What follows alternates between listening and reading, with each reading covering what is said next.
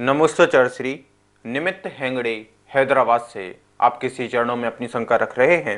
हे गुरुदेव, हर धर्म की अपनी अपनी वेशभूषा से पहचान होती है, लेकिन अपने जैन धर्म में क्या वेशभूषा होनी चाहिए ताकि जिससे अलग पहचान बन सके? कृपया समाधान करें। जैन धर्म के अनुयायियों की वेशभूषा उसका आचरण है। यदि वो अपने आचरण को सही तरीके से पालता है तो वही उसकी पहचान है।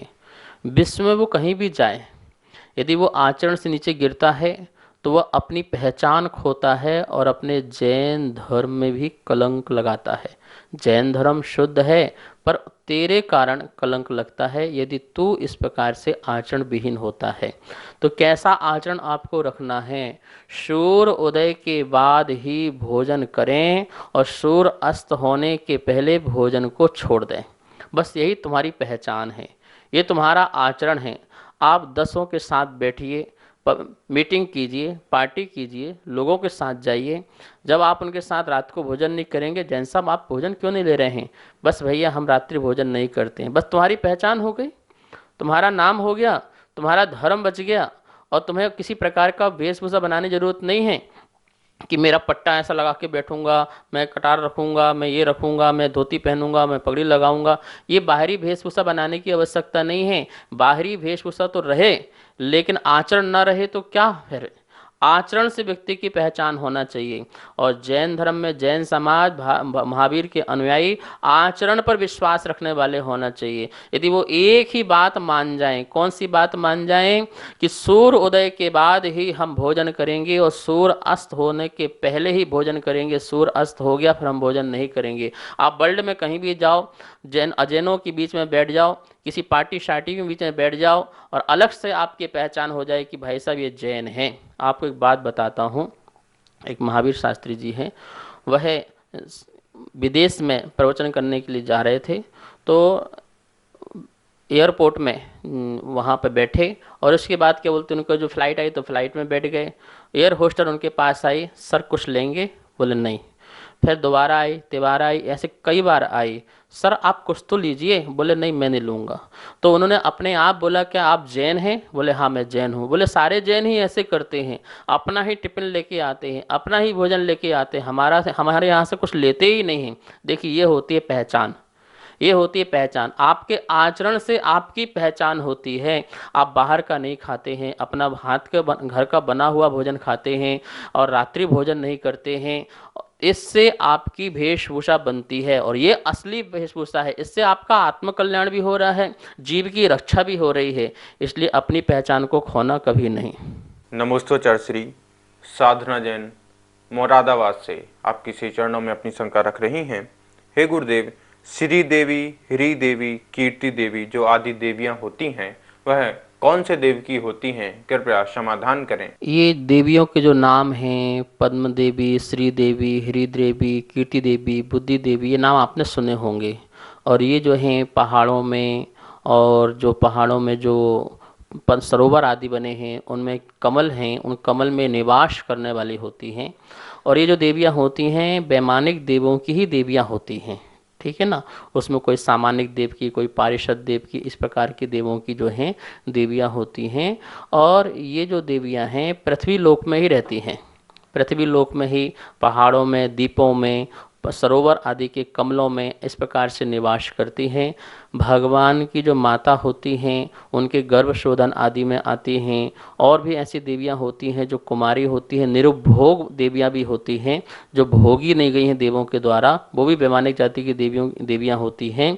और वह माता के जो है लालन पालन आदि करने के लिए वो आती हैं 56 कुमार की देवी, 56 कुमारियाँ देवियाँ। तो इस प्रकार से यह जो होती हैं, यह बैंतर जाति की, भवनवासी आदि की देवियाँ नहीं होती हैं, ये वैमानिक देवों की देवियाँ ही होती हैं। नमोस्तोचार श्री धर्मेश जैन कटनी से आपके श्री चरणों में अपनी शंका रख रहे हैं।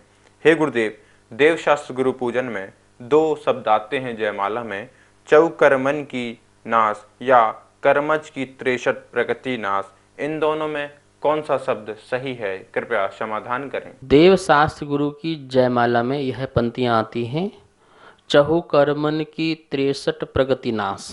और कहीं कहीं किसी जिनवाणी में आप पढ़ेंगे तो कर्मन की 63 प्रगति नाश। दोनों में ही 63 जो है वह है चहु कर्मन की 63 प्रगति नाश। 63 प्रगतियों को नाश करके अरहंत परमात्मा बनते हैं, ये तो निश्चित है कि 63 प्रगतियां जो हैं कर्म की, वो जब 6 हो जाती हैं, 6 को प्राप्त हो जाती हैं, तो वो अरहंत केवली अवस्था को प्राप्त हो जाया करते हैं। अब ये दो प्रकार से लिखने का जो है, किसी को समझ में नहीं आया तो किसी ने कर्मन की 63 प्रगति नाश ऐसा कर दिया, ठीक है, वो भी सही है, कर्मों की 63 प्रगति का नाश। लेकिन जो पुराने कवि ने लिखा है चौ कर्मन की 63 प्रगति नाश, तो 4 कर्मों की 63 प्रगति कैसे हो जाएगी, ठीक है ना। घातीय कर्म 4 नष्ट होते हैं, ज्ञानावर्णी, दर्शनावर्णी और मोहिनी और अंतराय, तो इनकी तो 48 प्रगतियां होती हैं, तो फिर 63 प्रगतियां किस प्रकार से हो जाएंगी। तो वहां पर वो चौ कर्मन में जो है 4 कर्म वो नहीं लेना है, ठीक है। यहाँ पर 4 प्रकार की विपाकियां होती हैं, जीव विपाकी, पुद्गल विपाकी, क्षेत्र विपाकी और भाव विपाकी, ये 4 प्रकार की प्रगतियों को कैटेगरी में डाला जाता है। जितनी भी प्रगतियां हैं उनको कौन कौन सी कैटेगरी में डाला जाता है। कुछ प्रगतियां ऐसी होती हैं जो जीव को डायरेक्ट फल देती हैं, वो जीव विपाकी हो जाती हैं। कुछ प्रगतियां ऐसी हैं जो पुद्गल विपाकी, जो पुद्गल को फल देती है, मतलब शरीर आदि को फल देती हैं, तो पुद्गल विपाकी हो जाती हैं।